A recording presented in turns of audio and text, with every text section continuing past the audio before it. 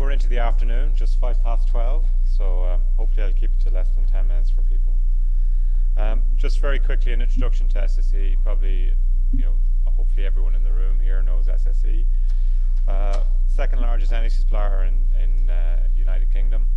Also the second largest generator with over 10,000 megawatts of generating plant and 2,000 megawatts of renewables plant. Quite a significant proportion of that in the Highlands area. It's also recently become the second largest Scottish company, which I think is a key milestone and a key event for us as a business. There's a Chinese proverb that we're both blessed and cursed because we do live in very interesting times. We're probably at the verge of a quantum shift in how energy is going to be produced and utilized over the next 25 to 50 years. And as a large energy provider, SSE is at the center of that change. So one of the things that faces us as a company is the need to reduce our carbon footprint. And over the next 12 years, the company is committed to reducing its carbon footprint by 50%, down to 300 grams per kilowatt for every kilowatt hour produced. That's quite a quantum shift in how we go about doing our business in terms of principally on the generation side, but also has major impacts about how we organize the rest of our generation fleet in terms of making it more responsive to deal with a higher proportion of renewables. And in terms of investment, significant shift in where SSE is going to spend its money over the future, moving very significant amounts of capital to work in the renewable space. Very quickly, Airtricity, again, is basically the development and construction business on renewables for SSE. And not alone do SSE have a business in GB, they have a business also in Ireland, Holland, Germany, Sweden, Portugal, and in China. And the renewable opportunity is a global business expansion opportunity for SSE in terms of actually growing the business internationally. Taking the words from the Energy Commissioner at EU level, really two issues are contributing to this huge push towards changing the way electricity is generated. One is the growing oil price issue, and that's, I suppose, a proxy for rising fossil fuel prices, whether it be oil, gas, coal. There tends to be links between all the prices rising in tandem with one another. And also the growing issue and realization that climate change is a fundamental issue that requires action at all levels within society.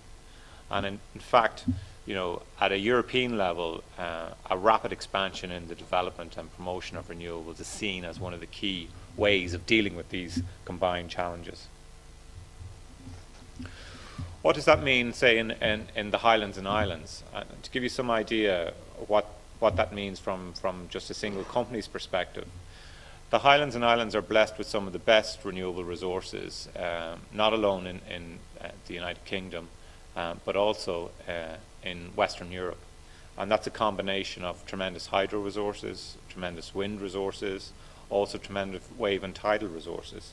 So over the next 25, 50 years, there will be increasing levels of generation taking place in the Highlands and Islands areas. And this is an example of some of the projects that we're currently working on. Glendoe hydro project, which is probably currently under construction, and I have a slide later on that. A number of wind farms currently in construction. Some newer technologies been proven and demonstrated, whether it be wave and tidal technologies such as Oyster and Neptune, which I'll talk about a little bit in some detail. But again, the Highlands and the Islands are blessed with a phenomenal renewable resource, which is going to be developed over the next 25, 50 years. In many respects, it's going back to the 40s and 50s in terms of the boom that took place in terms of the hydro developments during that era.